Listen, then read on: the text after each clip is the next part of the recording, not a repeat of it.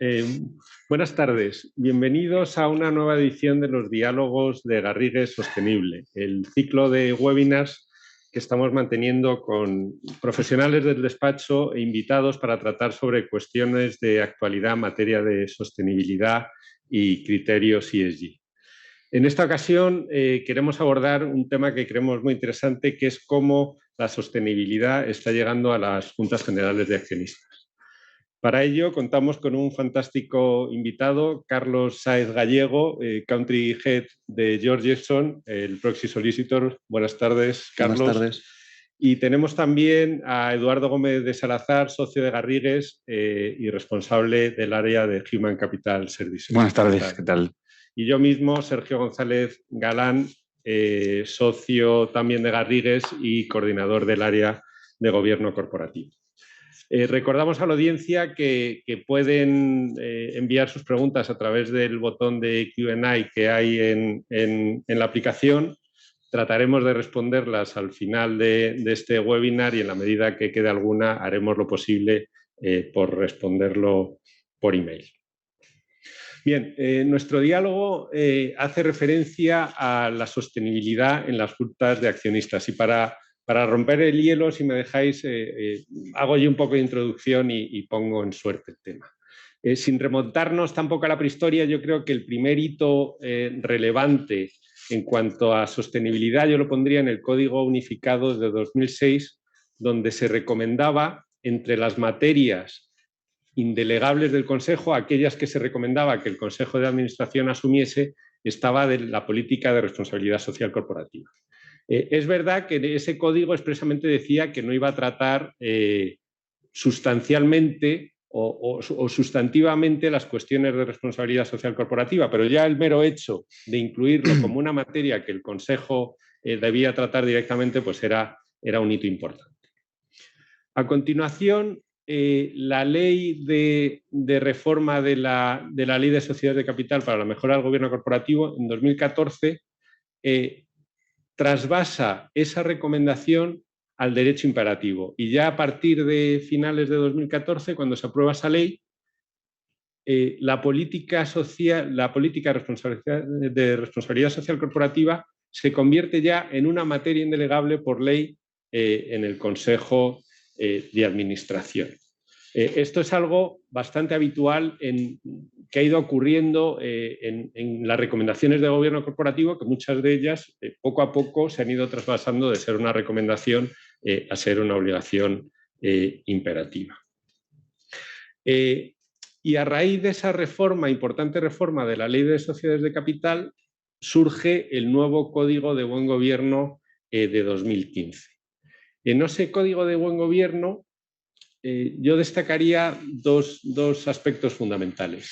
En primer lugar, cuando define el interés social, y esto es algo que ya en el 2006, el interés social, se hablaba de él como hacer máximo de forma sostenida el valor económico de la empresa, ya sale ese de forma sostenida, ese incipiente tratamiento de la sostenibilidad dentro del interés social. Y en el de 2015 se va un poco más allá y habla del interés social como la consecución de un negocio rentable y sostenible a largo plazo, que promueva su continuidad y la maximización del valor económico de la empresa. El concepto de sostenible, que ya en 2006 aparecía, en 2015 se le añade eso que quizás va de suyo del concepto de largo plazo. Pero más allá de eso, y yo creo que más relevante, es que el código de 2015, a diferencia del 2006, ya aborda con detalle las materias de responsabilidad social corporativa. Y así, por un lado, hay una recomendación donde se pide que las materias de RSC sean tratadas por una de las comisiones del Consejo y además se recomiendan una serie de funciones que esa comisión debe hacer al respecto. Hay otra recomendación donde ya se da un detalle razonablemente extenso de cuáles deben ser los contenidos mínimos de esa política de RSC. Y por último se recomienda que se dé cuenta al público en la página web de cómo evoluciona la compañía con respecto a esa política de ESG. Pero bueno, aquí seguimos hablando de recomendaciones y seguimos hablando sobre todo de recomendaciones que le afectan al órgano de administración, al Consejo de Administración. Y damos el siguiente salto, 2018, y la ley que obliga, y de nuevo hay ese trasvase de la recomendación a la obligación imperativa, obliga a las empresas cotizadas y otra serie de compañías a hacer público el estado de información no financiera, pero no solo hacer público, sino presentarlo a la Junta General de Accionistas como punto separado del orden del día. Y yo creo que este es el primer granito de la Junta General de Accionistas siendo protagonista en materias de RSC o lo que ahora, o la terminología reinante ahora, que es la sostenibilidad y los criterios ESG. Y de hecho, la pequeña, por así decirlo, reforma que tuvo el Código de Buen Gobierno en 2020, en esta materia fundamentalmente lo que hace es esa transición terminológica desde el concepto responsabilidad social corporativa al concepto de sostenibilidad. Esto, brevemente, yo creo que es un poco el íter que ha tenido la sostenibilidad, naciendo como una recomendación de materia que debe residir en el Consejo y creciendo como obligación imperativa, llegando a las juntas generales de accionistas como información que deben votar, y ahora veremos cómo está creciendo y llegando en mayores aspectos. No sé, Eduardo, si en tema de remuneraciones concretamente tú quieres también dar una aproximación. Sí. Yo, si os parece, por dar una pequeña pincelada sobre estos asuntos, con independencia que yo creo que seguro que Carlos los complementa y los explica con mucho mayor detalle y mejor aproximación. Yo creo que hay un par de reflexiones que también en este sentido son aplicables en relación con el mundo de las remuneraciones, ¿no? Yo creo que aquí la sostenibilidad también hemos visto que ha sido uno de los ejes sobre los que ha pivotado una buena parte de las recomendaciones y las normas que han venido siendo aplicables en materia de remuneración. Es cierto que durante mucho tiempo en sectores muy concretos, como sucedió pues ya desde el año 2008 en relación con el mundo de las entidades de crédito, a través de distintas recomendaciones que al final se acabaron plasmando en directivas y que tuvieron también su reflejo en normas locales, como es la Ley de Ordenación, Supervisión y Solvencia, como último paso de todo ese proceso en el que se ha ido imponiendo, ¿no? Estos criterios de sostenibilidad. Al final, la sostenibilidad a largo plazo, como un criterio al que había que vincular necesariamente el diseño de las políticas de remuneración, pues es el punto y es el punto de origen de todo este asunto en España, ¿no? Sobre todo en materia de remuneración en entidades de crédito, como decía, y en algunos otros sectores regulados.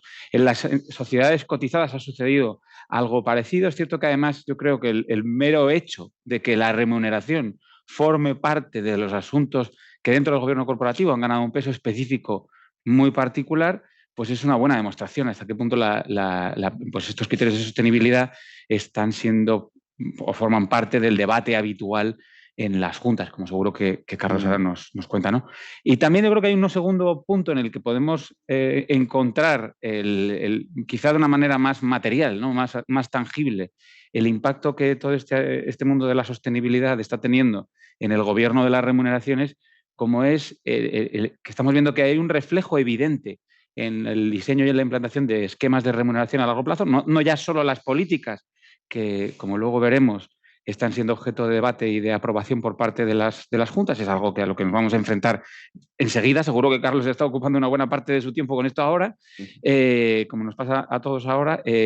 Como os decía, yo creo que también en el diseño e implantación de modelos de remuneración a medio y largo plazo de las entidades cotizadas estamos viendo que es muy habitual encontrar indicadores en los que la sostenibilidad de alguna manera tiene un peso relevante, ¿no?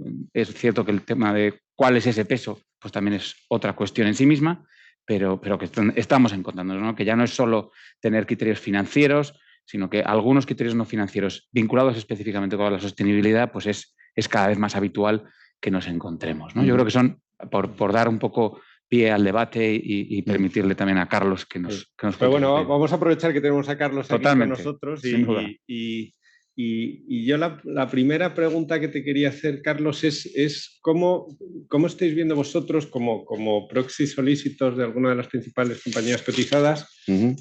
Una pregunta más general, ¿cómo estáis viendo esta secuencia, esta creciente importancia que está teniendo la sostenibilidad en relación con la preparación y de las juntas generales de accionistas.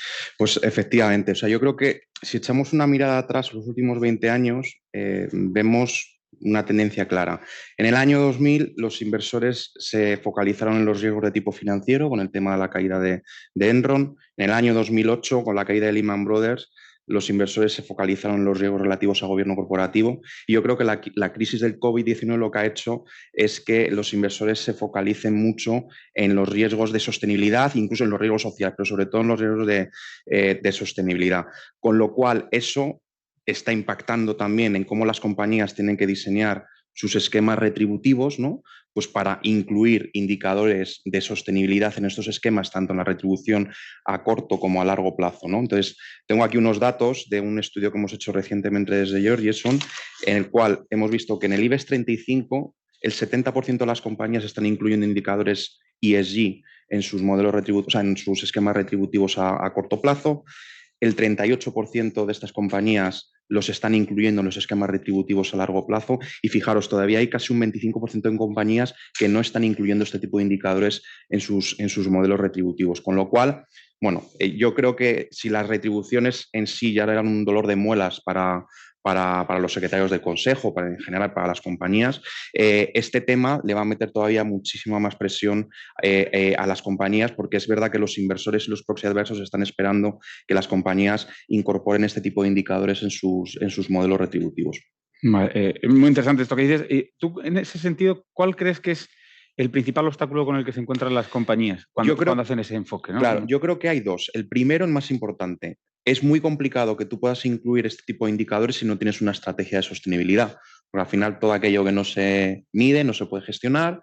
Entonces, al final, tú necesitas tener una estrategia para poder incluir esos indicadores de sostenibilidad que tienes en tu estrategia en el modelo retributivo. Y luego yo diría que el segundo obstáculo que nosotros estamos viendo es que muchas veces las compañías incluyen indicadores demasiado genéricos, indicadores de sostenibilidad demasiado genéricos. Y os pongo ejemplos específicos. Compañías, por ejemplo, que incluyen indicadores tipo pertenencia a índices de sostenibilidad, employee engagement, ese tipo de indicadores que son tan genéricos, los inversores les generan dudas, ¿no? Entonces, yo creo que estos son los dos grandes obstáculos que estamos viendo en las compañías cotizadas españolas a la hora de integrar este tipo de información. Pero la verdad es que, o sea, yo creo que las remuneraciones es un tema que siempre está ahí, ha estado desde el principio en las cuestiones de gobierno corporativo. Es verdad que luego también, como decías, hubo mucho foco en cuestiones más de gobernanza, pero ahora yo creo que dentro de esos tres pilares que son el ESG, el pilar I de ambiental ha ganado especial relevancia, aunque ahora y luego puede que lleguemos a ello, la ESG está creciendo ahora, pero sobre el tema ambiental es cierto que, y yo creo que un caso paradigmático pudo ser el de AENA del año pasado, donde su accionista TCI planteó como un punto adicional a la Junta General de Accionistas la presentación de un plan de acción climática, y no solo eso, sino el compromiso de llevar todos los años la evolución de ese plan a la Junta General de Accionistas e incluso más allá de eso, modificar los estatutos sociales para que ese compromiso tuviese un reflejo estatutario dándole la máxima relevancia. Propuesta que fue bien acogida, que el accionista mayoritario votó a favor, tuvo una amplia aceptación. Y en ese sentido, ¿qué otras experiencias similares habéis vivido vosotros y cómo se ha reaccionado frente a ellas? Pues mira, en la temporada de juntas 2021 hubo dos casos más aparte del de AENA. El primero fue Ferrovial, donde, bueno, es público, TCI también es accionista. Y aquí los dos puntos que se tuvieron que someter a aprobación fueron los mismos que en AENA. Informe de reducción de emisiones y estrategia de cambio climático. Aquí lo que pasó fue una cosa curiosa, y es que ISS, que es el principal proxy adversor de referencia en el mercado español, recomendó votar a favor de las dos resoluciones, pero Glass Lewis, que es el segundo en discordia, propuso abstenerse y votar en contra, ¿no? Entonces, genera un poquito de incertidumbre porque al final, bueno, pues que el segundo proxy adversor esté no muy a favor, ¿no? de este tipo de resoluciones, pues generó incertidumbre. Aún así, las resoluciones fueron aprobadas con un 98% de voto a favor. Con lo cual, bueno, yo creo que el año pasado lo que pasó básicamente es que este tipo de cosas eran bastante nuevas. Era la segunda vez que una compañía incluía este tipo de resoluciones en el orden del día de las juntas.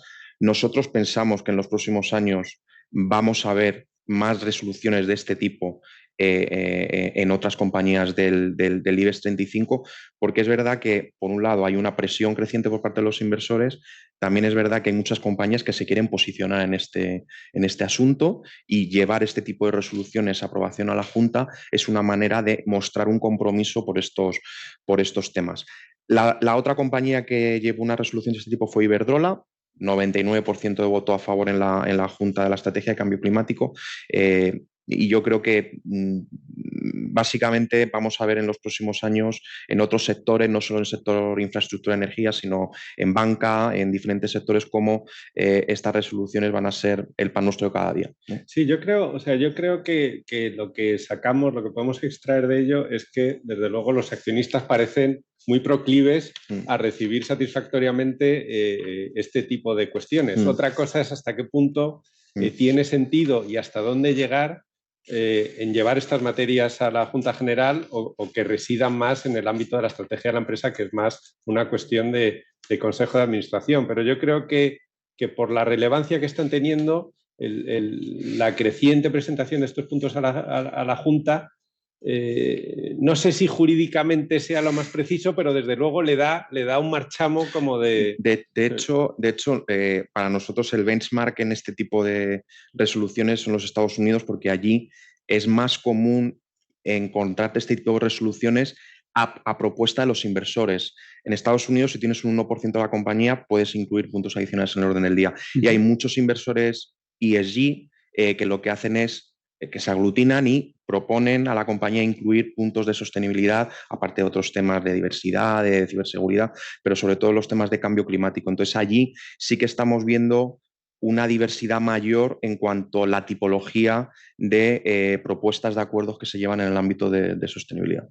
Muy bien. Al hilo de esto que hablábamos hace un momento, lo que decías que era un poco tu previsión de lo que va a suceder en los próximos años, pero en un futuro quizá más cercano, el año que viene, que ya estamos metidos en toda esta tarea, y creemos que también algo tendrá que ver la necesidad de adaptación de las políticas de remuneración de las compañías a las modificaciones legales de la Ley de Sociedades de Capital, donde, por cierto, hay una referencia que va a ser obligada también a hasta qué punto esas políticas están alineadas con criterios de sostenibilidad. ¿Tú crees que es previsible que haya muchos cambios o que haya cambios en general, que esto esté en las agendas, que este asunto se aborde de forma directa en las próximas juntas? Por supuesto, sí. O sea, por lo que te decía antes, porque los inversores están presionando mucho a las compañías y a los consejos de administración, ¿vale? Porque al final no nos olvidemos, el consejo de administración es responsable último de supervisar este tipo de asuntos y vemos algunos inversores que han sido como referencia en el año pasado y este año lo van a ser, que han hecho una apuesta firme para que estos temas, digamos, se traten con el suficiente rigor por parte de las compañías. Caso más paradigmático, yo diría que BlackRock, que ha sido, bueno, pues ha hecho una cruzada, pues por ejemplo, para que las compañías reporten con determinados estándares la información relativa a cambio climático. No olvidemos TCI, por lo que os decía antes también, la cruzada que ha hecho para que las compañías sometan a aprobación este tipo de asuntos. State Street, que ha creado un propio rating para medir a las compañías en cómo están reportando este tipo de información. Entonces, digamos que hay una presión creciente por parte del mercado para que las compañías incorporen estos asuntos en el orden del día de las juntas. Y comentábamos antes fuera de micrófono, y me encanta Sí. me encanta decir esto porque parece que somos tertulianos de la radio. No, pero comentábamos antes que con respecto al estado de información no financiera, que es, bueno, no tan novedoso porque llevamos ya desde 2018 con ello, pero es verdad que las compañías todavía se están metiendo en el carril de cómo dar esa información, los criterios que seguir.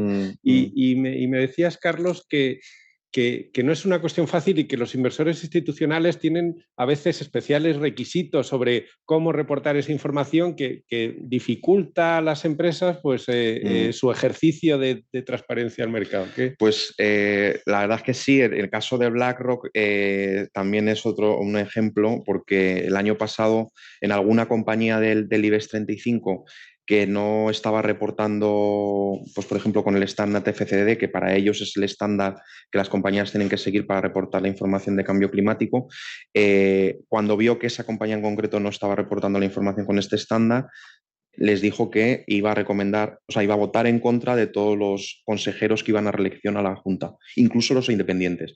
¿Cuál es el racional que había detrás de todo esto? Pues que BlackRock decía que los temas de sostenibilidad o información, o reporte de información no financiera son responsabilidad última del Consejo de Administración y que como no se estaba reportando con este estándar, pues consideraba que el Consejo no lo estaba haciendo bien. Vamos a ver más situaciones de este tipo porque yo creo que BlackRock ha tomado la decisión de obligar a las compañías a reportar con determinados estándares y bueno, las punteras todas lo hacen, pero hay otras que pues no, están un poquito más rezagadas y eso lo que hace es meterle un poquito más presión. Luego, por otro lado, lo que estamos viendo es que hay una amalgama de estándares, ¿no? Y muchas veces las compañías no saben cuál es el que tienen que utilizar, ¿no? Entonces, yo creo que hay una voz que dice, oye, necesitamos tener un estándar común para todas las industrias porque es la única manera de que nosotros podamos reportar la información que los inversores quieren, ¿vale? Si resulta que hay 25 estándares y tengo que estar reportando información con esos 25 estándares, pues eso me genera una presión a nivel interno que no tiene ningún sentido, ¿no? Bueno, ahí se está cociendo una nueva directiva de reforma de la anterior, donde perfecto. parece que, Claro. que se encamina hacia esa unificación de estándares que ya veremos cómo sale finalmente. Oye, nos vamos acercando al final de nuestro diálogo y aprovechemos nos ha llegado ya alguna pregunta de la audiencia, así que dediquémosle estos últimos minutos que tenemos. La primera pregunta que nos llega es para ti, lógicamente, que es mucho más interesante lo que puedas decir tú, y nos dicen, ¿qué materias de las incluidas en los conceptos de sostenibilidad y ESG crees que ganarán relevancia en el corto plazo? Bueno, yo creo que hemos comentado algunas ya a lo largo de la tarde, pero por supuesto cambio climático es el hot topic, por lo que os he contado hoy. Luego, el reporting no financiero, como decía ahora también, pues es otro de los temas donde las compañías van a tener que poner el foco. La creación de comisiones de sostenibilidad. Los inversores están esperando que los consejos de administración tengan comisiones ad hoc formadas por consejeros que tengan los skills, la experiencia en estos temas para poder supervisar este tipo de información, ¿no? en las compañías, ¿no? El tema del COVID lo que ha hecho que los temas relativos a salud y seguridad laboral haya sido todos los temas donde los inversores han puesto el foco, sobre todo en las condiciones laborales. Aquí también entra el tema del teletrabajo y cómo impacta esto en la plantilla. La privacidad de la información, también este es otro de los temas donde los inversores están poniendo especial foco, los temas de ciberseguridad. Yo creo que estos son temas que en algunos consejos de administración no están muy bien atendidos y estamos viendo también que muchos consejos de administración están incorporando talento especializado en este tipo de temas porque están viendo que si no se gestionan bien pues puede crear un riesgo reputacional. Los temas fiscales, aquí estamos en una firma de abogados y supongo que vosotros lo sabéis muy bien, pero con todos los escándalos que ha habido en los últimos años en esta materia, en compañías cotizadas que estaban pues, evadiendo fiscalmente, pues también los inversores están poniendo el foco en este asunto. Yo creo que estos son un poco los grandes temas que sí, nos vamos es verdad a que nosotros en compañías donde llevamos la Secretaría del Consejo, asesoramos a la Secretaría del Consejo, estamos viendo muchos de esos puntos que mencionas. La creación de comisiones de sostenibilidad es uno de ellos, o bien la creación de una propia Comisión de Sostenibilidad o la incorporación del concepto de sostenibilidad en algunas de las ya existentes. Porque es verdad, por otro lado, que empieza a haber una cierta sobrecarga sobre todo la comisión de auditoría sí, está muy sobrecargada. Claro. Y luego, por otro lado, es importantísimo lo que dices de la captación de talento en los consejos. Si bien es cierto que para ser un consejero de una sociedad cotizada cada vez hay que ser más davinchano, hay que tener unos conocimientos, porque la ciberseguridad es un tema clave y que está ahora en la mesa de todos los consejos, la sostenibilidad que en sí mismo es un concepto amplísimo que incluye, como sabemos, pues temas ambientales, sociales, de gobernanza, con lo cual tener en los consejos de administración las capacidades y aptitudes suficientes requiere muchas personas y mucho trabajo, una dedicación cada vez mayor, es un hecho. Pero sí, sin duda, esos temas que coincido plenamente con los temas que mencionas, como esos que nos están llegando a nosotros y que estamos viendo que se tratan en los consejos. Edu, ¿alguna pregunta que no, yo no tenía ninguna más. La verdad es que yo creo que ha sido muy interesante. Sí, no, pues llegan más. Yo tenía por aquí alguna más. Espérate a ver que la encuentre. Bueno, es una que ya has tocado, pero por si puedes elaborar más, ya que nos lo preguntan desde la audiencia, sobre la percepción por parte de los proxy advisors sobre estas cuestiones. Ya nos decías antes algo sobre cómo en el caso de Ferrovial creo que era y cómo lo habían identificado de maneras distintas, quizás de experiencia en Estados Unidos, que puede haber más. A ver, o sea, los proxy advisors en general se han focalizado tradicionalmente más en los temas de gobierno corporativo. Y dado que en las juntas en España los temas de sostenibilidad son temas relativamente nuevos, no estamos viendo un análisis tan profundo como, por ejemplo, analizan los temas de retribuciones. Sí es verdad que en los informes de recomendaciones tanto de ISS como de Glass Lewis, pues puedes encontrar un apartado, digamos, de temas ESG, sostenibilidad, pero no se está analizando con ese nivel de detalle, ¿no? Yo aquí lo que veo es que los temas de sostenibilidad están mejor cubiertos por las agencias de rating ESG. Esto sería otro tema de debate, porque es todo un mundo, ¿vale? Como sabéis, las agencias de rating ESG no son tan transparentes como puede ser un proxy advisor que te publica en la página web cuáles son sus políticas de voto, etcétera. Las agencias de rating en general no son tan transparentes, con lo cual yo creo que estamos viendo un trasvase. De hecho, hay un movimiento de las agencias de rating tradicional por comprar agencias de rating ESG, ¿vale? Entonces, lo que nosotros estamos viendo es que los temas de sostenibilidad van a estar más cubiertos por las agencias de rating, y los temas de gobierno corporativo por los tradicionales proxy advisors, que al final es lo que han hecho en los últimos años, ¿no? Y no teniendo suficiente con todo esto que nos podría dar para horas, se nos viene encima las nuevas directivas que se están cociendo en la Unión Europea sobre el gobierno corporativo sostenible y sobre due diligence en la cadena de valor. Yo creo, o sea, no nos da tiempo a entrar en todo ese ámbito. Son unas directivas que se llevan, hubo la consulta pública, han tenido reacciones encontradas y veremos a ver cómo se desarrollan. La verdad es que se esperaba tener un texto a lo largo de este año, se ha ido retrasando, pero bueno, yo creo que eso seguramente pueda ser el objeto de otro de estos diálogos, quizás el año que viene, cuando salgan adelante.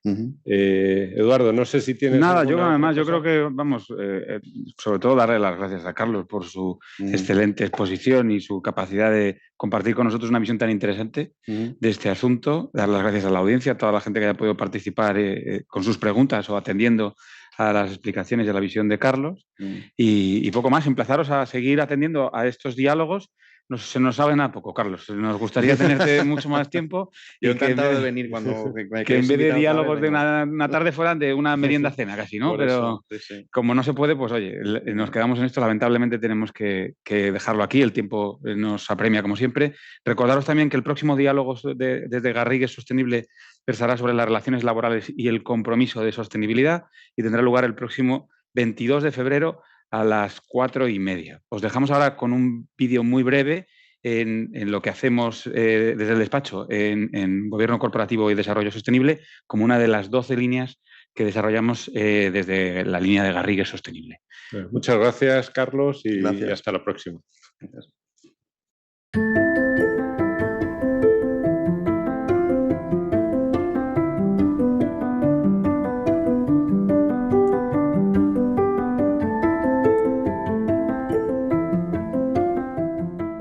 La sostenibilidad a día de hoy se está convirtiendo en el nuevo paradigma corporativo. De hecho, el Código de Buen Gobierno de las sociedades cotizadas define el interés social como la consecución de un negocio rentable y sostenible a largo plazo. Y es el órgano de administración el encargado de promover y fijar el tono en la consecución de este objetivo. En Garrigues llevamos años asesorando a las empresas en las obligaciones legales y en las recomendaciones de buen gobierno dirigidas a los órganos de administración, y también en el diseño de las normas y procedimientos de organización y funcionamiento de los mismos. De un tiempo a esta parte, sin duda, poniendo el foco en todo lo que tiene que ver con la sostenibilidad. Es una materia cambiante en el tiempo y por tanto hay que estar muy atentos a los cambios y a la evolución de las tendencias. Para eso tenemos la suerte de contar con los profesionales de G-Advisor. Efectivamente, la combinación de servicios de consultoría y el asesoramiento legal en el ámbito del gobierno corporativo y la sostenibilidad nos permite ayudar a las empresas con un resultado excelente. Apoyamos a nuestros clientes en la definición y despliegue de políticas de sostenibilidad, ya sean integradas o desagregadas, cambio climático, medio ambiente, responsabilidad corporativa, compliance, también en la definición y aplicación de metodologías de evaluación de riesgos y mecanismos de control del riesgo vinculado a estas materias. Igualmente en la divulgación de la información no financiera asociada, que es una cuestión muy sensible y obligatoria en muchos casos. El gobierno corporativo y la sostenibilidad se han dado la mano con fuerza para alcanzar sus metas. Hoy no se pueden entender el uno sin la otra, y todo apunta a que esta simbiosis cogerá cada vez más fuerza. Debemos seguirla con toda la atención.